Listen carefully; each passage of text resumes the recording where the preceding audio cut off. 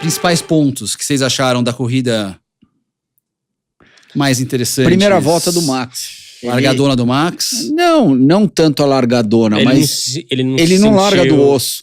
Não, a hora, aquela enfiada lá do Leclerc, que ele tentou passar o Max, ele claramente. Ele não se intimida por ninguém, né? Por ninguém, é isso que eu tô falando. Ele não larga do osso. Fim de papo, não pode Hora chegar... nenhuma. Hora nenhuma, isso. Detalhe, né? Sendo que ele já é campeão do mundo, já tem todos os recordes esse ano. Ele não precisava se colocar naquela posição para chegar na frente do Leclerc para ser campeão do mundo. Ou ele sabe que o Leclerc tinha que marcar pontas por causa da briga das montadoras, então ele falou... E daí ele foi pro tudo ou nada. Ele falou, vem, se você é besta, você vai rachar o carro aqui no meio, então... Em teoria você tá certo, só que eu acho que na prática você tá... Só que eu acho que na prática não, porque não foi a primeira vez que ele mostrou isso. Eu acho que ao longo da carreira dele, principalmente recentemente, foram várias ocasiões. Mas a maioria das vezes, eu acho, a gente lembrar que ele realmente foi pra dividir, ele não tinha nada a perder. Se saísse os dois, ia ser melhor pra ele. Tipo, igual o Brasil com o Hamilton em 21, né? Ele foi muito agressivo toda vez que o Hamilton foi pra cima, mas ele falou, beleza, se bater os dois e sair os dois, a vantagem é minha. Tá, mas a gente sempre comenta da agressividade dele, só que vira e mexe, a gente tá comentando agressividade, porque praticamente toda vez que ele precisa disputar com alguém, ele vai por tudo ou nada. Mas foram poucas as vezes que ele teve que ir por tudo ou nada, que ele sai perdendo. Que ele tem mais a perder do que ganhar. Na minha opinião. Toda vez ele tava na vantagem. Tá, mas então, voltando alguns anos atrás para Silverstone, quando deu a famosa batida na Copse, quem tava certo, quem tava errado lá? Não, mas acho que era uma... Mas eu entendi o que o Nelsinho falou, assim, não é o certo ou errado, assim. É uma... numericamente ele tava na frente. Então tá bom, desculpa. Ele tinha a vantagem do campeonato. Tá, assim como no Brasil ele tinha a vantagem do campeonato. Silverstone, na época de Silverstone, eu acho que... Eu não lembro se tava mais parelho. Tá, tava mais parelho, E tinham mais provas no campeonato. Então... lá ele não achou que o Hamilton... Ele achou que, porque geralmente ele achou que o Hamilton fosse tirar. Exatamente, então, você ia falar isso. Ele achou que o Hamilton fosse tirar. Se ele achou que o Hamilton... É que ele estava sendo, de novo, extremamente agressivo. Não, mas também naquela curva lá, a preferência é você estar por dentro ou por fora, geralmente, naquele tipo de curva. É estar por fora. Porque ali é muito rápido. Muito mais fácil você fazer flat por fora do que o cara por dentro. Ele não tem nem ângulo suficiente. O ângulo é mais apertado. Então, o cara por dentro tem que frear, ele se prejudica muito mais do que o cara por fora. Então, naquela ocasião, o Hamilton jogou o carro. Não é que jogou o carro, mas ele entrou. Mas se não tivesse o Max ali por fora, o Hamilton ia acabar escapando. Porque depois, na saída daquela curva, é asfalto. Então, por mais que você arrisque ali, se você dá uma traseirada ou sair um pouco da linha, você não vai pra brita. Você continua indo pro asfalto. Você passa da zebra, vai no asfalto e volta pra pista. Não tem problema. Então ele falou, cara, eu vou aqui. Se os dois saírem um pouquinho, a gente sai e volta. Se fosse brita, eu não sei se o Hamilton talvez teria arriscado daquele jeito, entendeu? Talvez também não o Max, né? Porque o Max ali, beleza, se ele vier, os dois vão... Mas não imaginou que ia dar... Naquele volume, aquela intensidade de porrada. Então, numa curva daquela de alta, né, voltando no momento, tá por fora, é igual o Bacião agora de Cascavel. Às vezes tá por fora, é um pouco mais que você tem... É diferente porque o estoque, se você der uma encostadinha, não acontece muita coisa, né? Mas estando por fora, às vezes é melhor, porque você tem um ângulo, você consegue carregar mais velocidade, tem um ângulo mais aberto, você né, o cara tem que fazer um ângulo mais fechado, tem que frear mais, e o cara de fora acaba passando a maioria das vezes. Então isso foi a intenção do Max, né? Mas, enfim, foram as poucas vezes que ele ali tinha alguma coisa a perder. Então a maioria das vezes ele tá... Bom, se vier e bater e os dois saírem, eu saio ganhando. Então ele tá sempre na... A maioria das vezes, 70%, 80% das vezes que o Max teve que fazer uma manobra daquela, ele teve na vantagem. O outro que saía, se desse alguma coisa, ia sair perdendo. Então... Além dele ser muito agressivo, na minha opinião... Ele vai na boa. Ele tem a vantagem de, se acontecer alguma coisa, o outro vai ser pior pro outro. Daquela de Silverstone 2021, lembro que depois, na prova, teve a punição, o Hamilton cumpriu os 5 segundos, tudo, até se era legal ou não, 5 segundos, enfim. Ele faz a ultrapassagem para cima da Ferrari na mesma curva. E aí você vê que o piloto da Ferrari dá uma cedida, ele escapa e ele tenta na mesma curva a manobra que virou a manobra da vitória da prova. Mas é isso, o outro piloto deu uma tirada e o Max não, e enfim. Até hoje gera polêmica essa disputa. Eu vi nos comentários da semana passada que a gente falou por cima sobre isso. Bom, mas só para resumir a bagunça toda que a gente acabou de falar, a primeira volta foi legal. Foi legal. Então, o Max jogando duro lá. Eu achei que a Ferrari fosse passar, né? Também. Foi na primeira ou na segunda tentativa? Eu acho que foi na primeira tentativa. A largada do Leclerc foi boa. A largada do Leclerc. O start do Leclerc foi bom. E o Max não tirou o pé. Ele meio que por fora, ele... Não, eu até dei uma desanimada. Quando ele não conseguiu passar o Max, falei, de novo. Mas no final da reta ele quase conseguiu. Então, quase conseguiu. Cara, daqui a pouco a Fórmula 1 vai liberar as móveis na primeira volta. Vocês vão ver. Acho que não tinha, não. Não, eu também acho que não, mas eu acho que daqui a pouco vai, sei lá, na verdade, dá uma largada em vez de liberar na segunda, libera na primeira. Pensando bem, porque o Max, ele consegue abrir aquele 1 segundinho no começo, e aí ninguém pega. Se liberasse desde o começo, eu acho que se liberar a partida, passou a primeira vez. Na primeira volta, talvez. Já abre. Eu acho que vale, entendeu? Porque talvez a Ferrari conseguisse ficar no pé dele um pouco mais, entendeu?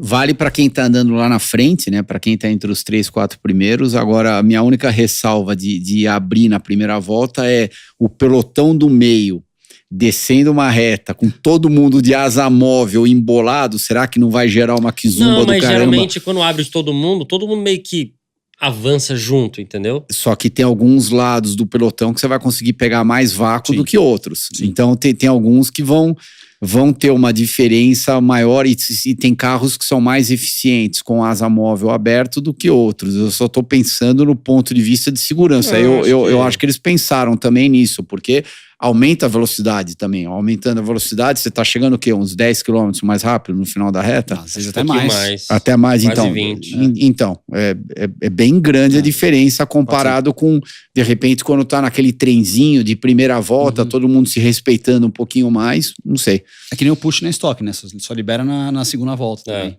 Por que não libera na primeira volta? Tem uma galera que aperta aí no botão sem querer na primeira volta.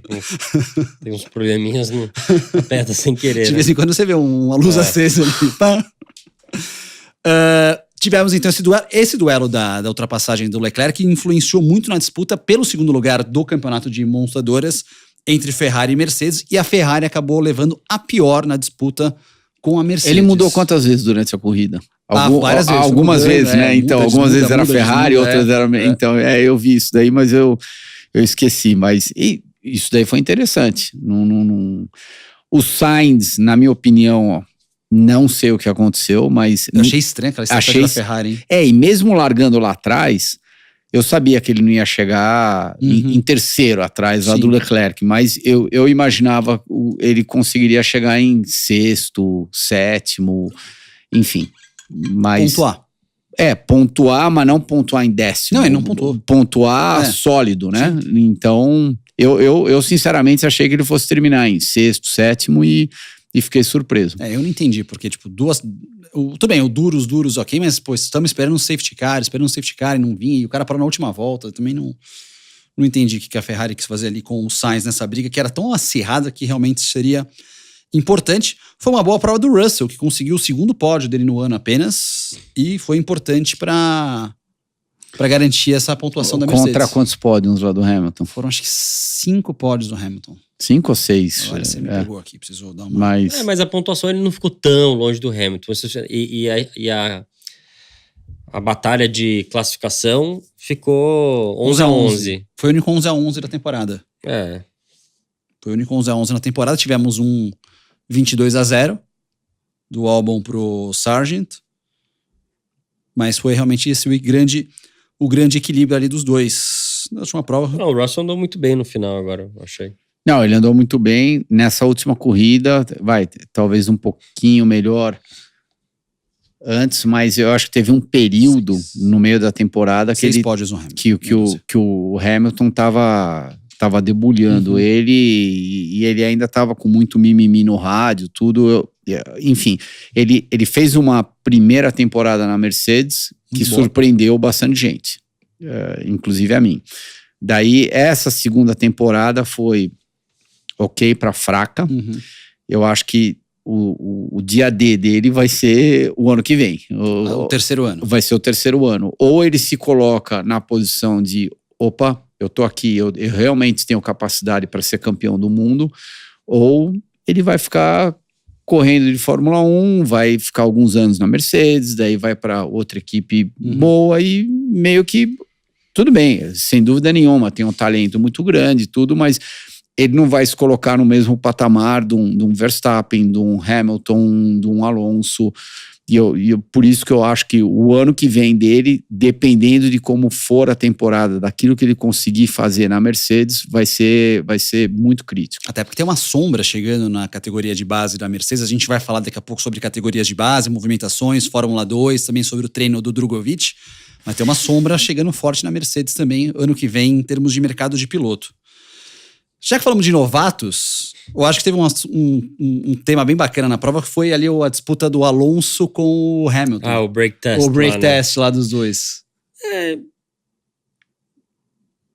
Eu acho que realmente você tem que tomar cuidado quando você faz isso, né? O Alonso não poderia fazer isso. Mas, de novo, isso... Alonso sendo Alonso, um macaco velho. Não, mas você coloca as linhas do DRS, você acaba causando isso, né? O Max tinha feito isso na Arábia Saudita, né? No ano passado com o Leclerc. Foi com o Leclerc ou foi com o Hamilton? Não, ele fez, 21. É verdade, em 21 ele fez com o Hamilton e no ano passado ele fazia com o Leclerc também. Então, assim, você acaba... É por causa da própria FIA, Fórmula 1, fazendo esse tipo de negócio que às vezes causa o piloto, tá beleza, eu quero passar atrás para ter a asa móvel, é mais vantajoso do que eu passar na frente ali.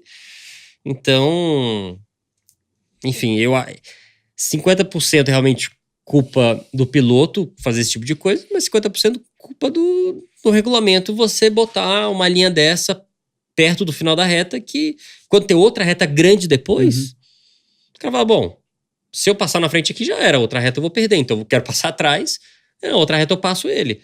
Isso é claro, né? Então, isso causa o piloto a querer fazer uma manobra dessa. É errado? É. Mas você tá de certa forma, você tá forçando o piloto a fazer isso, porque se ele passa na frente, a outra reta ele já era, ele é passageiro, né?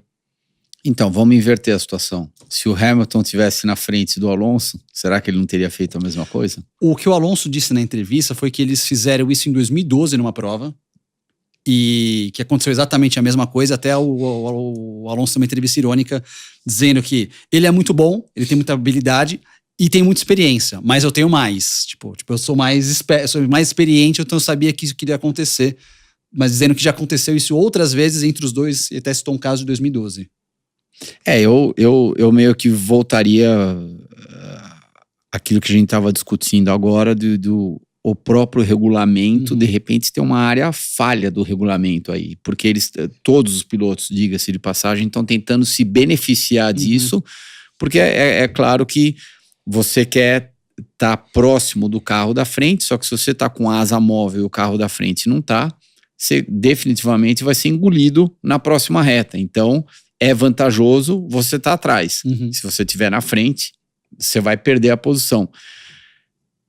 Eu concordo com o Júnior. Eu acho que de repente... Lógico. Eu acho que o sistema todo tem que ser reavaliado. E nunca vai ser perfeito, né?